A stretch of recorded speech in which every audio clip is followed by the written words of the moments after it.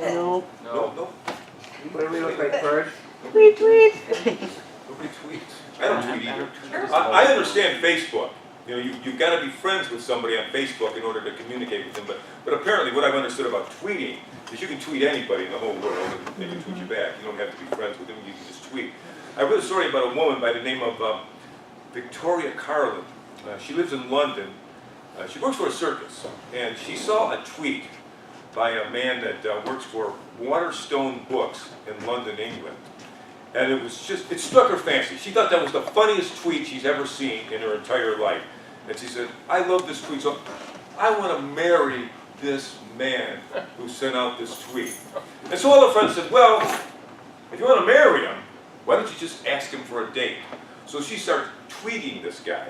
And they start tweeting back and forth. And he tweets out one day that he's got a hankering for some donuts. I don't think he said the word hankering in England. But he has a hankering for some donuts. And so she went out to the donut shop and bought him a donut, went to Waterstone Bookstore and gave him the donut. Asked her out on a date, and they began dating, and 3 years later, they married. They had a picture of their wedding day, and it went viral on the internet.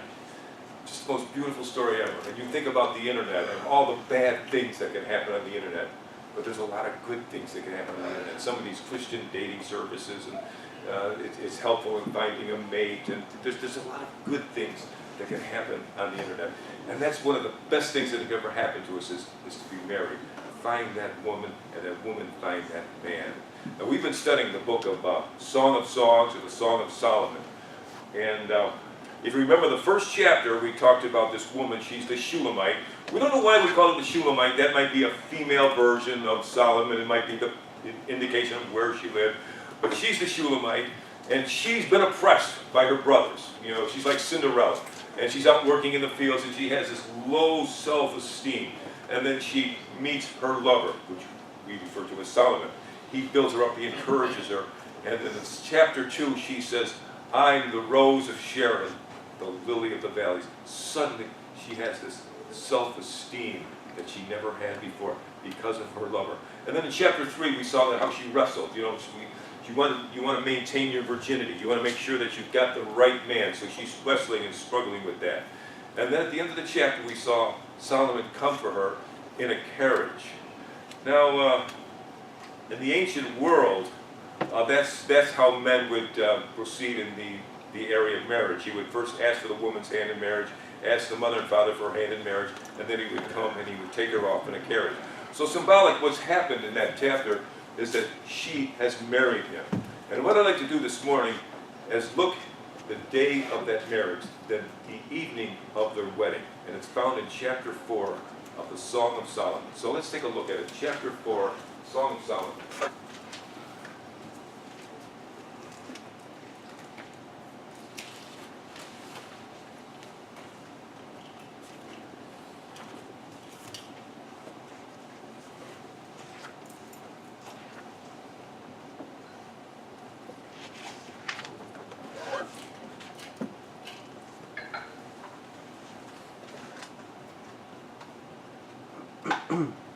Song of Songs, chapter 4, verse 1. How beautiful you are, my darling. How beautiful. Your eyes behind your veil are as doves. Your hair is like a flock of goats descending from Mount Gilead. Your teeth are like a flock of sheep just shorn, coming up from the washing. Each has its twin, not one of them is alone. Your lips are like a scarlet ribbon. Your mouth is lovely. Your temples behind your veil are like halves of a pomegranate. Your neck is like the Tower of David, filled with elegance. On it hang 1,000 shields, all of them shields of warriors. Your breasts are like two fawns, like twin fawns of a gazelle that browse among the lilies. Until the brave breaks and the shadows flee, I will go to the mountain of myrrh, and I will go to the house of incense, and go to the hill of incense. How beautiful you are, my darling. There is no flaw in you. Father, we thank you so much for this relationship that we call marriage, Lord. We thank you for that wonderful gift, Lord. And as we explore this today, Father, help us to appreciate it even more, to defend it more thoroughly, Lord, and to thank you for what you've given to us. In the precious name of Jesus, amen. Our featured book this summer is Solomon's Song of Love by Craig Glickman. Craig tells a story he's on an airplane with a friend of his. Now this friend is married, and so there's a stewardess walking down the aisle. Now this guy is married, he's in anything to lose with women, so he doesn't care what he says. The stewardess is walking down the aisle, and his friend looks at the stewardess and says, "Your hair is like a flock of goats coming down from Mount Gilead." This stewardess turned her head, walked away, and never spoke to them again for the rest of the flight. Now I don't know what Blickman. I know him. I'm sure he just yucked this all up. But what the story describes is the difficulty of translating one metaphor from one culture into another one.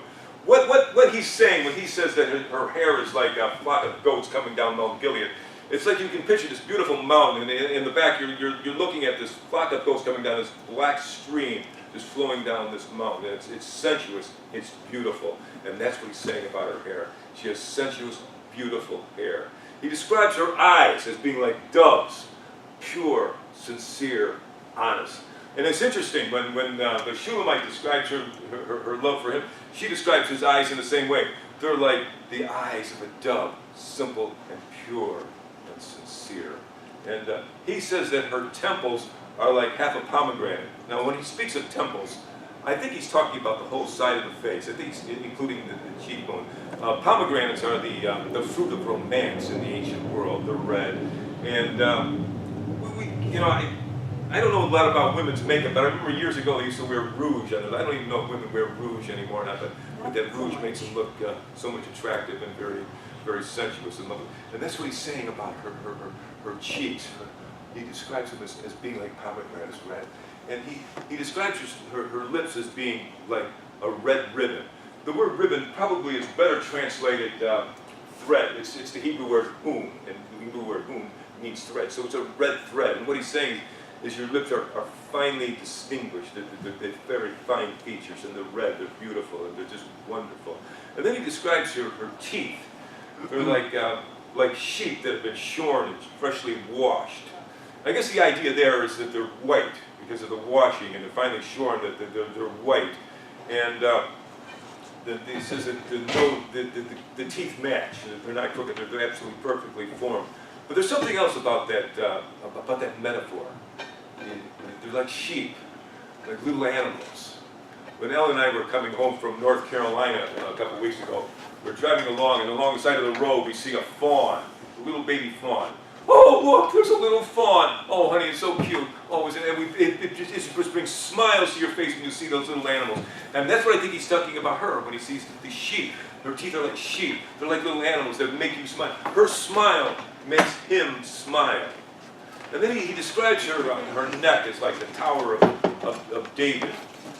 I mean, does that mean she looks like a giraffe? I'm not sure. Maybe Except for that giraffes have east. okay, but necks often describe personalities. Like we might say somebody's stiff-necked. We're describing what they are. They're like they're hard-nosed, hard to get along with. Or somebody that's stooped over and has a stooped over neck. We think of them as being humble. And there's a great story in our Daily Bread yesterday about a man that walked over, stooped over. He's so humble, he bent his neck over all the time that the neck actually became stuck in that position. But the neck speaks of our personality. And when he says that she's got a neck like the Tower of David, it's a term of respect, because men would come by and they would look at that Tower of David representing the power of the military of King David. It was a term of respect, and men would hang their shields on that tower. And maybe there's an indication too that she's hanging things from her neck, jewelry or earrings from her ears or something like that. But it's a term of great respect. It's a term that says that you are lovely, you are wonderful. And then he says her breasts are like fawns, and the breasts are like fawns in the sense that they're soft and they're becoming, they're wanting to be touched and handled. And so he describes the Shulamite in these terms. And then he goes on and he says in verse 7, see if I can get this right. "Oh, beautiful you are, my darling. There is no flaw in you." I'm one of these guys. I'll go to the stake of the inerrancy of Scripture. I believe that every word in that Bible is true, except maybe for this verse. I mean, how could it possibly be? No, she doesn't have a flaw. I've never met a human being in the world that doesn't have a flaw. But in his eyes and his mind, this woman has no flaw. And if you realize and you look at the way he's described in those 7 terms, they equal the term. 7 is the number of perfection. She's perfect in his eyes. I was reading an article from the Washington Post. It's a review of a play that's being played in the theaters. The play's called War Paint. And you know what war paint is for women. You know, you go with a man or you go to find a man, you put on your war paint, your mascara and whatever eyelash, or whatever you do, I don't really know, but they put on their war paint. And that's the name of the play, it's the name of the production. And what the play is about the story of Helena Rubinstein and Elizabeth Arden and their battle for the cosmetic industry. And it's interesting how Revlon stuck in there because Revlon had a better understanding of how to present their products through the media, that they actually win the war. But this is the battle that they're having.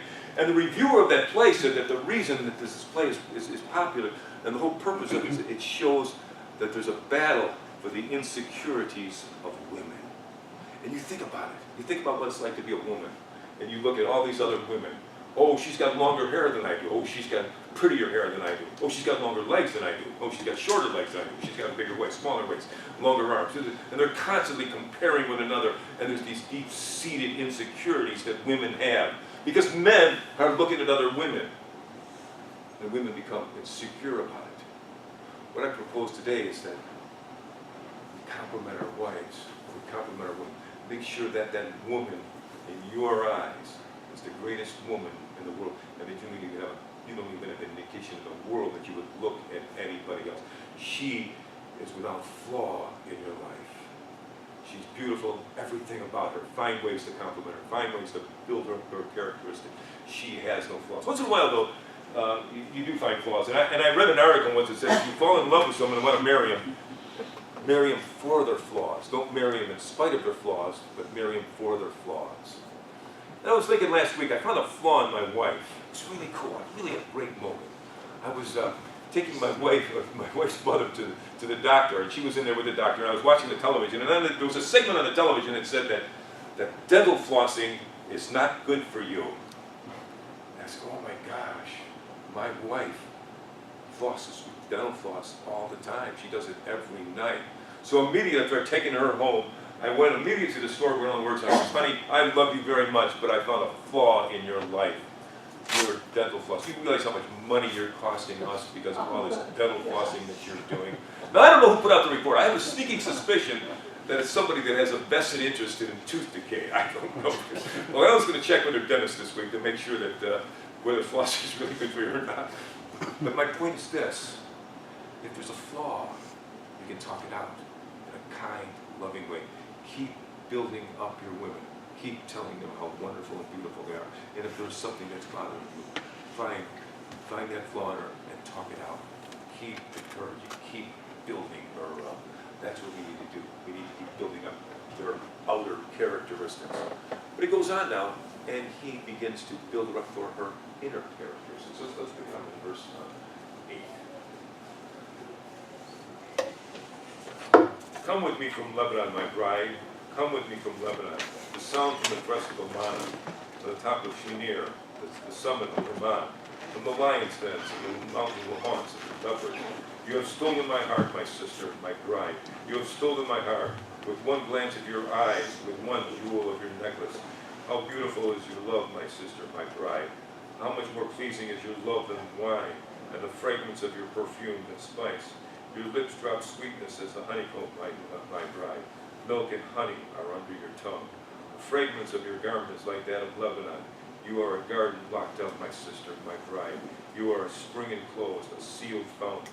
Your plants are the orchard of pomegranates, with choice fruits, with henna and nard and saffron, calamus and cinnamon, with every kind of incense tree, with myrrh and aloes and all the finest spices. You are a garden fountain, a well of flowing water streaming from Lebanon. Awake north wind, and come south wind. blow on my garden, that its fragrance may spread abroad. Let my lover come into his garden and taste its fruit. For a second, looking back at verse 6. He says to her, until the day breaks and the shadows flee, I will go to the mountain of myrrh and to the hill of incense. What he's doing is he's fulfilling a request that she makes back in the second chapter. And that's chapter 2, verse 17. She says this, until the day breaks and the shadows flee, turn, my lover, and be like a gazelle or a young stag on the rugged mountains. What he's going to do is they're going to consummate the marriage now, but they're going to do it in a way that he exalts her inner qualities. It's what we would call foreplay. We might call it petty. We might call it focusing our attention on our lover so that we can consummate the marriage. And he says this. He says, come from Lebanon. And this is the reason, one of the ideas that we have, that this woman, the Shulamite, probably or possibly from Lebanon. And so he says, come out of Lebanon, come away from Mount Hermon, where all the lions' dens and the leopards are. Now, archaeologists and people that are Bible students and Bible scholars have looked around Mount Hermon for years. They've never found a lion or a leopard near Mount Hermon. What it is a figure of speech. Come away from all that fears you. Come away from all that's frightening you. Remember we talked about this last week when she talked about wrestling with her virginity. And what he's saying is, come out from all that fear. Because if we're going to consummate the marriage, we've got to focus. We've got to focus in on what we're doing here, not your fears, not your inner rumblings. Be strong. Be in conclusion of what we're doing here. And he says that you've stolen my heart, my sister. You've stolen my heart because of her inner qualities. She's stolen his heart, and her love for him has caused him to just be exuberant. He says that your love is more pleasing than wine. I'm an abstemious guy myself, but I don't think Christianity is an abstemious religion. I think wine can boost our morale, wine can encourage us, and wine is something to be appreciated. But he says that you, because of your inner qualities, are more pleasing to me than wine. You are delightful, my sister. He refers to her as her sister. Men in the ancient world would often refer to their wives as their sister. And he says that your lips are sweet,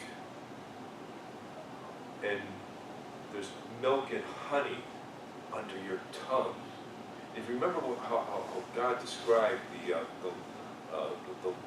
promised land, he described it as a land of milk and honey, a land of spiritual blessing, a land of riches. That's her tongue.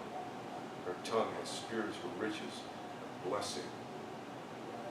And the French think that they introduced French kissing. That's what he's talking about here. He's talking about fulfilling their consummating their marriage. And he's extolling her for her virtues. And he says to her that your virginity, he's extolling her for her virginity. He says, you are like a garden locked up, my sister. You are a spring enclosed, a sealed fountain. And he begins to describe the garden. But look what she says in verse 16. She says, awake, north wind, come and south wind, blow on my garden, and that fragrance may spread abroad. Let my lover come into his garden and taste its choice fruit. What he's doing is she's inviting him to come to the garden. It's what we would call an extended metaphor. You take the metaphor of the garden for virginity, extended it by way of invitation, and he takes up the invitation. Look at verse 5, chapter 5, verse 1. I have come into the garden, my sister, my bride. I have gathered my myrrh with my spice. Consummating the marriage in the most beautiful act that God could ever give us. When I was down in North Carolina with my wife, we were out. She said, I want to go shopping. I'm like the world's worst shopper. I go into the department store for 5 minutes and I go, is there a seat? Is there a bed I could lay down? I'm all worn out from all this shopping. I can't take shopping. So you go shopping I'll go next door into the bookstore. And I love bookstores. I mean, this is one place I really can shop. So you go into that bookstore and browse and browse. And I don't understand why people buy books. But you go to these bookstores, you can sit there and read the books all day long. They don't bother you at all. So it's a wonderful place. So I'm looking at the books, but I'm also looking over, there's a magazine rack. And I started looking at the magazines. And I see Playboy magazine. Now, I haven't seen Playboy magazine since Moby Dick was a minnow. I mean, it's been years since I've seen Playboy magazine. But I've heard that Playboy magazine no longer has a centerfold. So immediately I opened up the thing and just immediately looked for the centerfold. And lo and behold, there's no centerfold. I said, man, this is great. You guys are on the right track. It's a step in the right direction. You're a long way from being a Christ-honoring magazine, but at least it's a step in the direction. But don't fret. Don't fret. There's plenty of other pornographic magazines to take its place. There's plenty of other pornographic sites on the internet. There's pornography everywhere. As we're driving home from North Carolina, we're looking at these more and more of these porn shops and sex shops and all this kind of stuff going on. How degrading it is to that beautiful act between a man and a woman. And Paul says it in 1 Corinthians chapter 7. He says that a man's body belongs to the woman and a woman's body belongs to the man. It's a sacred institution. And to see people violent, to debase it is disgusting. In the 13th chapter of the book of Hebrews, the writer of the book of Hebrews is in his closing argument, he's given this wonderful defense that these people should go back to worshiping God and do it through Jesus Christ. He says, be careful. There's things that can take you away from Christ. There's things that can destroy your spirit. And one of those things is false teachers. Be careful of false teachers. They will ruin your spirituality. Be careful who you listen to. Be careful. They'll ruin your spirituality. The other thing he says too is that watch out for riches. Watch out for money. You become a money grubber. You start following money all the time. That will destroy your relationship with Christ. That will destroy your spirituality. But the number one reason for spiritual loss, for the loss of people's spirituality, is that the bedroom becomes defiled. Then we need to make sure that our eyes are on our wife and our wife only. But we need to proclaim her beauty and her characteristics to her so that she knows with absolute certainty that your eyes are on her and her only. And we need to proclaim her inner beauty. And we need to ensure that she's building herself up spiritually, that she's bonding together spiritually. We need to start praying together. We need to start going to church together and reading the Bible together. Just encouraging in whatever way you can her spiritual development. It's something that God has given us. God has just given us this perfect gift. Don't let Satan come by and destroy it. You know, over by Glen Park, every weekend, it seems like every weekend, there's a married couple over there getting their pictures taken by the Glen. And I got to ask my wife this, because it was so many years ago. I swear that we were over there many years ago getting our pictures, our wedding pictures were taken by the Glen, but I wouldn't swear it. But every time I see that long stretched limo, and I know there's a bride in there, I slow down because I want to get a peek at the bride. I always want to take a look at that bride. And every bride I've ever seen is beautiful. In my eyes, every bride on the face of this earth is beautiful. In the eyes of God, every bride on the face of this earth is beautiful. And in the eyes of that groom, that newly married man, his bride is the most beautiful person in the world. And he needs to continually tell her that. He needs to be continually extolling her beautiful characteristics and all the things that make him happy. He needs to extol all her inner qualities. And he needs to make sure that Satan and his henchmen do not take and rip what God has given to us. This beautiful, beautiful gift of marriage that men and women have. Don't let Satan take it away from you. Don't let Satan destroy your spirituality. I think that's the lesson that we can learn from this fourth chapter of Song of Songs. Let's pray. Father, we thank you so much for your word today. And Lord, we thank you for the challenge issued to us by Solomon, Lord. And, Father, that we may keep our marriages pure, Lord. That you just bless us, Lord, because those marriages represent you, Lord. They represent the very Trinity, Lord. And we thank you so much for that, Lord. Bless us, Lord. Keep us pure. Keep us walking with Christ. We pray in the precious name of the Savior. Amen.